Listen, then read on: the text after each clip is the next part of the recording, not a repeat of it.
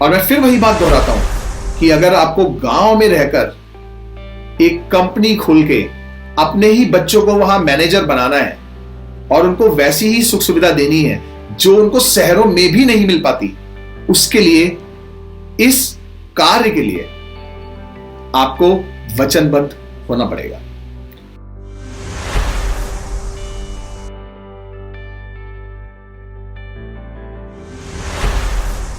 नमस्कार दोस्तों, आपने अगर अभी तक हमारा चैनल सब्सक्राइब नहीं किया है तो प्लीज प्लीज प्लीज उसे सब्सक्राइब करें। दोस्तों, बचपन में हम सब ने एक कहानी जरूर सुनी होगी या पढ़ी होगी कि 6 नेत्रहीन व्यक्ति एक हाथी के पास जाकर जिस हाथी के अंग को स्पर्श करते हैं उसके आधार पर ये बताते हैं कि हाथी कैसा दिखता है। कोई कहता है हाथी पंखे के समान है, तो कोई कहता है शूल के समान है, कोई कहता है पेड़ के समान है, कोई कहता है सांप के समान है, कोई कहता है रस्सी के समान है, और छठा व्यक्ति कहता है कि हाथी एक दीवार के समान है।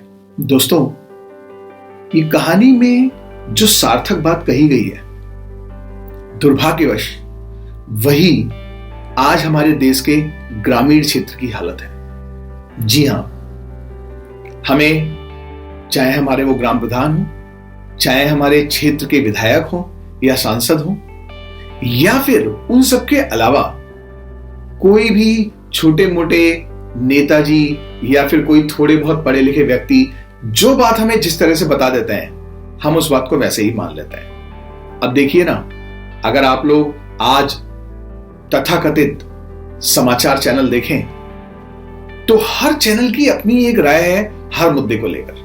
और दुर्भाग्य वाली बात यह है दोस्तों कि हम ग्रामीण क्षेत्र में रहकर सही तथ्यों को जानने की ना तो कोशिश करते हैं और ना ही उन्हें किसी दूसरे के द्वारा जान पाते हैं। दोस्तों, आज के एपिसोड का टॉपिक शुरू करने से पहले मैं चाहता हूं कि आप में से जो भी शादीशुदा हैं, मैरिड हैं और जिनके घर में बच्चे हैं, तो कृपया जरा सोच के देखें कि आपका बेटा या आपकी बेटी पढ़ने लिखने के बाद करते क्या है। आप जब इस चीज को सोचेंगे तो उत्तर मिलेगा कि या तो किसी निकट की फैक्ट्री में काम करते हैं, आसपास के किसी बड़े कस्बे या छोटे मोटे शहर में जाके कॉल सेंटर में काम करते हैं। कोई बच्चा बहुत सही निकल गया तो वो निकटतम बड़े शहर, दिल्ली, बंबई, इन सब शहरों में कहीं ना कहीं जाकर वहां पर अपनी जीविकोपार्जन करता है। और एक तबका बहुत छोटा जिसमें बैंक या आर्मी, इस तरह की नौकरियां भी हमारे ग्रामीण क्षेत्र के बच्चों को मिलती हैं। दोस्तों, आज मैं आपको बताने जा रहा हूं एक ऐसा तरीका जिसके द्वारा आप गांव में ही एक कंपनी स्थापित कर सकते हैं। और जब मैं कंपनी की बात करता हूं तो मैं बात कर रहा हूं एक कॉर्पोरेट की। जैसी कंपनी शहरों में, बड़े शहरों में होती है, वैसी कंपनी आप स्थापित कर सकते हैं। और आपका यही बच्चा या बच्ची जो आज निकटतम कस्बे, निकटतम शहर या बड़े शहर में जाके चंद 10-15 हजार, 20 हजार रुपए की नौकरी करते हैं, वो उस गांव की ही कंपनी में सीईओ बन सकते हैं, मैनेजर बन सकते हैं और कई गुना ज्यादा कमा सकते हैं और अपने गांव का नाम रोशन कर सकते हैं। तो दोस्तों, इस चीज को समझाने से पहले मैं चाहूंगा कि आपको ये जो 2 नए बिल आए हैं कृषि के, जिसको लेकर बहुत ज्यादा चर्चा चल रही है, तरह तरह की लोग बातें बना रहे हैं, मैं चाहूंगा कि थोड़ा सा आपका ध्यान तुरंत उस पर फोकस करो। तो दोस्तों, जो पहला बिल 17 सितंबर को लोकसभा में और 20 सितंबर को राज्यसभा में पास हुआ है, उसका नाम है the farmers produce trade and commerce promotion and facilitation bill 2020। आप इसे मोटी तरह से इस तरह से माने कि जो भी आप अपने खेत में उत्पन्न करते हैं या जो भी आप अपने खेत से बाहर ग्रामीण क्षेत्र में उत्पन्न करते हैं, उसको बेचने के लिए ये अधिनियम, ये वाला कानून पहला कानून है। दोस्तों, मैं आपसे चाहूंगा कि इस कानून या इस एक्ट के पहले पैराग्राफ को ध्यान से पढ़ें जो मैं यहां पर स्क्रीन पर आपको दिखा रहा हूं। तो दोस्तों, अगर मैं उसे संक्षेप में आपको बताने की कोशिश करूं पहले पैराग्राफ को, तो उसमें लिखा हुआ है कि भारत सरकार चाहती है एक ऐसी संरचना बनाना जिसमें किसान या फिर जो व्यापारी वर्ग है वो अपनी इच्छा से जहां से जो कृषि उत्पाद खरीदना चाहे और जहां पर वो कृषि उत्पाद बेचना चाहें उसके लिए वो किस प्रकार से स्वतंत्र बने, ये व्यवस्था किस तरह से पारदर्शी बने, इन सबको लेके दोस्तों ये पहला बिल है। दोस्तों, जब भी किसी बिल को देखें, किसी भी एक्ट को देखें, अधिनियम को देखें, जो भी सरकारी अधिनियम होता है या सरकारी कोई भी एक्ट होता है, तो उनको देखने से पहले आप सबसे पहले नजर डालें कि उसमें परिभाषाएं क्या दी हुई है। तो सबसे पहली बात कि इस कानून में फार्मर प्रोड्यूस यानी कृषक द्वारा, किसान द्वारा जो चीजें पैदा की जाती हैं उसकी परिभाषा क्या है और उसके अंदर क्या क्या चीजें आती हैं। उनमें शामिल हैं अनाज जैसे गेहूं, धान और भी कई अनाज, मोटा अनाज जो हम जमीन में पैदा करते हैं। इसके अलावा दालें, तिलहनी फसलें, सब्जियां, फल, मेवा, मसाले, गन्ना, पोल्ट्री फार्म, कुक्कुट फार्म जिसे बोलते हैं वो, शूकर फार्म, बकरियों का फार्म जिसे गोटरी बोला जाता है वो, मत्स्य का फार्म और डेयरी से जुड़ा हुआ कोई भी व्यवसाय, ये सारे दोस्तों इसके अंदर शामिल है। इसमें जो दूसरी परिभाषा दी हुई है दोस्तों वो है कृषक, कि इस एक्ट के अंदर किसान किसे कहा जाएगा। तो दोस्तों, इसके अंदर वो व्यक्ति जो अपने खेत पे खुद काम करता है या फिर बटाई पर देकर किसी और से अपने खेत में काम कराता है, वो दोनों ही तरह के व्यक्ति किसान कहलाएंगे। इस एक्ट में जो तीसरी बहुत महत्वपूर्ण बात है दोस्तों वो है electronic trading and transaction platform. मतलब आप किस तरह से ऑनलाइन अपना उत्पाद बेच सकते हैं और उसकी खरीद फरोख्त कर सकते हैं। अब मैं आपको बताता हूं दोस्तों इसकी 5 मुख्य बातें। पहला, कोई भी किसान, कोई भी व्यापारी या फिर कोई इलेक्ट्रॉनिक ट्रेडिंग या ट्रांजैक्शन का प्लेटफॉर्म, इन तीनों ही तरह के लोगों को ये पूर्ण तरह से स्वतंत्रता है कि वो अपना उत्पाद अपने राज्य या किसी अन्य राज्य या कहीं और भी बेच सकते हैं। दूसरी बात, व्यापारी भी अपने स्तर पर केवल अपने ही राज्य में नहीं बल्कि दूसरे राज्यों में भी उत्पादों को खरीद और बेच सकता है। तीसरी बात, जो भी व्यापारी किसान से जो भी चीज खरीदता है उसका पेमेंट या तो उसी दिन या फिर एग्रीमेंट के द्वारा 3 दिन के अंदर अंदर उस किसान को देगा। लेकिन यहां एक चीज जो ध्यान रखने वाली है वो ये कि ट्रेडर को, व्यापारी को, जिस दिन वो किसान से वो उत्पाद लेता है उसी दिन उसकी रसीद देनी पड़ेगी कि आपसे मैंने इतना सामान खरीदा है। चौथी बात, कोई भी व्यक्ति जो इनकम टैक्स अधिनियम 1961 के अंतर्गत अपना एक परमानेंट अकाउंट नंबर होल्ड करता है, उसके पास अगर है, वो व्यक्ति कृषि के उत्पादों की ट्रेडिंग कर सकता है। 5वीं बात दोस्तों, अगर कोई व्यापारी या अगर कोई कृषक वर्ग, किसान अपने ही राज्य में या किसी अन्य राज्य में कृषि उत्पाद बेचता है या खरीदता है तो उस पर किसी भी प्रकार का मंडी शुल्क नहीं लगेगा। दोस्तों, ये 6 वो महत्वपूर्ण बात है जो आपको ये समझाने के लिए काफी है कि इसमें कहीं से कहीं तक किसी भी किसान वर्ग का कोई भी नुकसान नहीं है। आइए दोस्तों बात करते हैं वो दूसरा कौन सा नियम है जिसको लेकर इतनी चर्चा चल रही है। तो दोस्तों उस नियम का नाम है the farmers empowerment and protection agreement on price assurance and farm services ordinance 2020। अगर आप इसको हिंदी में समझना चाहें तो आप ये मान के चलिए कि ये जो पहले बिल में जो भी बात सरकार कहना चाह रही है कि आप कहीं भी बेच सकते हैं, कहीं भी खरीद फरोख्त कर सकते हैं, कैसे आपके अधिकारों को सुरक्षित रखा जाए। मान लीजिए आज आपने किसी व्यापारी को कोई अपना सामान बेचा, कैसे आप कानून के दायरे में रहकर अपने अधिकारों को सुरक्षित रख सकते हैं, उसके लिए दोस्तों ये दूसरा बिल आया है। मैं इसमें आपको कुछ मुख्य बातें बताना चाहता हूं। पहला, इसमें जिक्र किया हुआ है फार्मिंग एग्रीमेंट का। जी हां, किसी भी तरह का व्यापारी और किसान में समझौता होने से पहले ये एग्रीमेंट साइन करना आवश्यक है। ये फार्मिंग एग्रीमेंट कुछ 2-3 प्रकार के हो सकते हैं। पहला, जिसे हम ट्रेड एंड कॉमर्स एग्रीमेंट बोलते हैं, जिसमें उस उत्पाद को बोने, उसको काटने की पूरी जिम्मेदारी किसान की होती है और ट्रेडर जब वो उत्पाद कट्टान होके तैयार रहता है उसको खरीदता है और उसका पैसा किसान को देता है।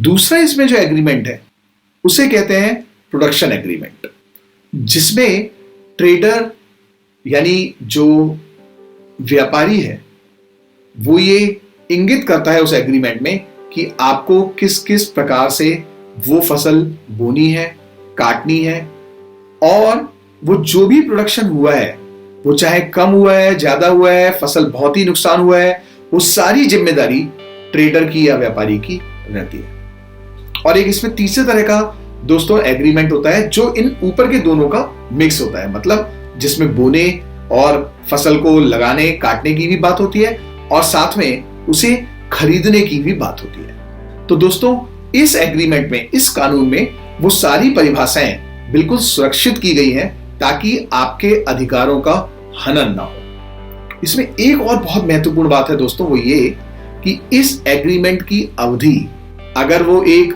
कृषि की फसल है, कृषि उत्पाद है, तो उसकी अवधि होगी एक क्रॉपिंग सीजन, मतलब जब तक वो फसल का पूरा बुआई से लेकर कटाई ना हो जाए तब तक वो एग्रीमेंट मान्य रहेगा। और वहीं दूसरी ओर मान लीजिए आप गोट फार्मिंग करते हैं, बकरी पालन करते हैं, मत्स्य पालन करते हैं या पिगरी फार्म खोलते हैं, सूकर पालन करते हैं, उसमें एक पूरी जो साइकिल होगी, एक पूरा जो चक्र होगा, उस चक्र तक वो एग्रीमेंट मान्य होगा। और ये एग्रीमेंट दोस्तों 5 सालों तक का किया जा सकता है। हालांकि अगर कोई ऐसा कृषि उत्पाद है जिसकी मैच्योरिटी 5 साल से भी ज्यादा की है, तो वो किसान और जो व्यापारी है वो आपस में बैठकर ये तय कर सकते हैं कि इसकी अधिकतम अवधि हमें एग्रीमेंट की कितनी रखनी है। तो दोस्तों ये जो 2 बिल हैं, अगर आप इनको ध्यान दें तो आपको पता लगेगा कि इसमें आपके अधिकारों की सुरक्षा की गई है, आपके अधिकार छीने नहीं गए हैं। आप आज जैसे अपना सामान बेचते हैं, आप वैसे आगे भी बेच सकते हैं, लेकिन एक रास्ता दिखाया गया है जिसमें आप ज्यादा कमा सकते हैं। दोस्तों एक शब्द होता है जिसे कहा जाता है फार्मर प्रोड्यूसर ऑर्गेनाइजेशन या FPO, मतलब छोटे छोटे किसान मिलके अपनी एक कंपनी बनाए और उसे फार्मर प्रोड्यूसर ऑर्गेनाइजेशन बोला जाता है। दोस्तों आप मान के चलें कि एक ऐसा क्षेत्र है जिसमें गेहूं बहुत ज्यादा होता है, लेकिन वहां किसान अधिकतर 2.5 एकड़, 3 एकड़, 4 एकड़ इस तरह के किसान मौजूद हैं, छोटे किसान मौजूद हैं। अगर वो आपस में मिल जाएं और अपना एक समूह बनाएं और उसे रजिस्टर कराएं, जिसमें कोई पैसा ज्यादा नहीं लगता है। दोस्तों आपको अगर इस तरह की कोई भी समस्या आती है, आप इस स्क्रीन पर आ रहे ईमेल आईडी पर या इस वीडियो के कमेंट में हमें कमेंट कीजिए, मैं आपको फ्री में बताऊंगा, मुफ्त में बताऊंगा कि वो काम कैसे हो सकता है। तो आप उसमें अपना रजिस्ट्रेशन कराएं और उसके बाद वही जो गेहूं के छोटे छोटे किसान हैं, अगर वो आपस में मिल जाएं और एक मिनिमम क्वांटिटी कि इतना हम हर साल पैदा कर सकते हैं अपने इस ऑर्गेनाइजेशन, अपनी इस कंपनी के द्वारा, तो दोस्तों आप ही का बेटा या बेटी, जिसको मैंने शुरू में कहा था कि जो 15-20 हजार की नौकरी करता है, एक अपनी छोटी सी बिस्किट की फैक्ट्री लगा सकता है और अपने उसी गेहूं के उत्पाद को बिना किसी को बेचे बिस्किट बनाए और वो बिस्किट जगह जगह सप्लाई कर सकता है। वो कैसे होता है मैं आपको वो फ्री में बताने के लिए तैयार हूं, लेकिन आप अगर उसके लिए तैयार होंगे तब। दूसरा, जो किसान आलू के क्षेत्र में बैठे हैं, मान लीजिए जैसे हमारा जो सेंट्रल यूपी का एरिया है या बंगाल का, वेस्ट बंगाल का बहुत बड़ा एरिया है जहां पर आलू बहुत ज्यादा पैदा होता है। दोस्तों, अगर छोटे छोटे किसान मिलना शुरू हो जाए और अपना एक खुद का फार्मर प्रोड्यूसर ऑर्गेनाइजेशन बनाएं, एफपीओ बनाएं, सरकार के द्वारा मदद जो मिलनी है वो तो मिलेगी ही मिलेगी। उसके अलावा आप अपने उसी क्षेत्र में आलू के पाउडर की फैक्ट्री लगा सकते हैं जिसकी विदेशों में जबरदस्त डिमांड है और कई गुना ज्यादा कीमत पर वो हिंदुस्तान से और कई देशों से, उन देशों में जहां आलू पैदा नहीं होता है, वहां पर बेचा जाता है। अब दोस्तों, आप कह रहे होंगे कि भाई गांव में इस कदर राजनीति होती है। मुझे भी पता है कि गांव में भी राजनीति अपने चरम स्तर पर है, तो साहब वहां पर यह संभव नहीं है। दोस्तों, गुजरात में एक जगह है नौसारी, जो अब जिला है, सूरत के पास पड़ता है। वहां पर एक कंपनी है Desai fruits and vegetables private limited.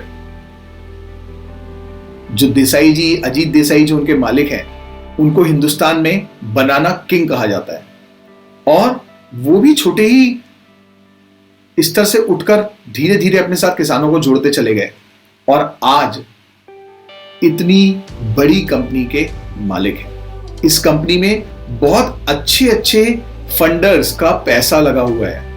क्यों? क्योंकि इन्होंने उन्हीं छोटे छोटे किसानों को जोड़ना शुरू किया और आज की तारीख में हिंदुस्तान में सबसे बड़े बनाना एक्सपोर्टर हैं। केले का सबसे ज्यादा निर्यात ये करते हैं और हमारे खुद के मार्केट में, भारत के बाजार में भी इनकी अच्छी धाक है। तो दोस्तों, एक छोटा सा फार्मर प्रोड्यूसर ऑर्गेनाइजेशन आपको किस स्तर तक पहुंचा सकता है, इसकी आप कल्पना भी नहीं कर सकते। और मैं फिर वही बात दोहराता हूं कि अगर आपको गांव में रहकर एक कंपनी खोल के अपने ही बच्चों को वहां मैनेजर बनाना है और उनको वैसी ही सुख सुविधा देनी है जो उनको शहरों में भी नहीं मिल पाती, उसके लिए, इस कार्य के लिए आपको वचनबद्ध होना पड़ेगा। इस वीडियो के माध्यम से दोस्तों, मैं आप सबसे, जो भी ग्रामीण क्षेत्र से जुड़े हैं, उनसे यह अपील करना चाहता हूं कि अगर आप गांव में एक वैसी कंपनी जो एक बड़े शहर में होती है, जो दिल्ली और मुंबई जैसी जगहों में होती है, वैसी कंपनी स्थापित करके वहां कुछ अलग करना चाहते हैं, तो कृपया इस स्क्रीन पर आ रहे ईमेल आईडी पर तुरंत हमसे संपर्क करें या फिर इस वीडियो के कमेंट सेक्शन में आप हमें कमेंट करें। हम आपको फ्री में, मुफ्त में सारी राय देंगे और जब तक आपकी वो कंपनी खड़ी नहीं हो जाती, हम आपके साथ खड़े रहेंगे। ये हमारा वचन। तो दोस्तों, कोई भी सरकार, कोई भी राजनेता एक सीमा तक आपको राय दे सकता है या एक मार्ग दिखा सकता है, लेकिन उस पर चलना हमें खुद पड़ेगा। तो दोस्तों, ये एक मौका है। इस समय सरकार का प्रावधान बहुत अच्छा है। ये दोनों एक्ट की जो मैंने बात बताई, ये हमारे लिए सोने पे सुहागा का काम कर सकते हैं, लेकिन आगे आपको आना पड़ेगा। अगले एपिसोड में मैं आपको एफपीओ की पूरी जानकारी दूंगा कि आप एफपीओ कैसे बनाएं, कैसे इसे स्थापित किया जाता है, भारत में अभी कितने तरह के एफपीओज हैं और वो कैसे काम करते हैं। ये हम अपने अगले एपिसोड में चर्चा करेंगे। इस एपिसोड में इतना ही दोस्तों। अगर आपको मेरे इस वीडियो में कुछ भी बात अच्छी लगी है तो कृपया हमारा चैनल सब्सक्राइब करें ताकि हमारा हौसला बना रहे। इस वीडियो को देखने के लिए बहुत बहुत धन्यवाद दोस्तों। नमस्कार।